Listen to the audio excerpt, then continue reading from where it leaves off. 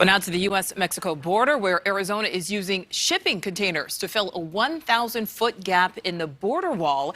And they're doing it without federal permission after Governor Doug Ducey issued an executive order Friday seeking to immediately fill all of those gaps. NewsNation's Allie Bradley is live for us in Yuma tonight. So, Allie, tell us how much progress has been made so far.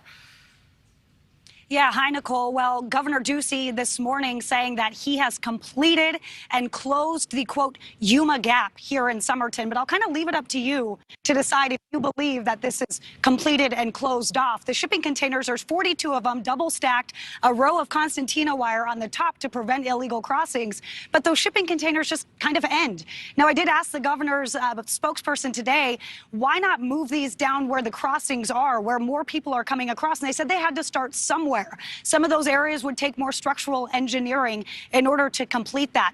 Now, with 10,000 people crossing in the Yuma sector in just the last 2 weeks, that's per a spokesperson or per a source of mine.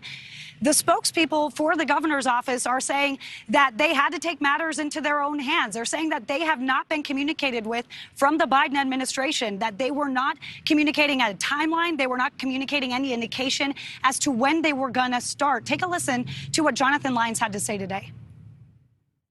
We need to finish the wall. We need to secure our border. This is a national security issue. It's not just what we're seeing here.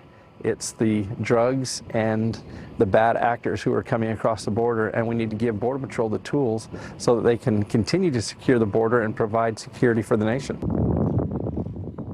So I just talked to one of my DHS sources who tells me 525,000 known gotaways have been documented. Those are people that have been seen on cameras or seen in a pursuit and a bailout and never apprehended. Those are kind of those bad actors that Jonathan Lyons is talking about there. Now, I can tell you this, Senator Mark Kelly saying that the federal administration, the government contracts, those should be in place by next month to fill these gaps along the southern border here in Yuma. Now, coming up in the next hour, we're going to take you down to the sections that are open. We're going to show you where we saw more than 100 people cross earlier today, Nicole.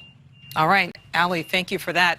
Thank you for watching. Go to newsnationnow.com to find NewsNation on your television provider. And don't forget to click the red subscribe button below to get more of NewsNation's fact-driven, unbiased coverage.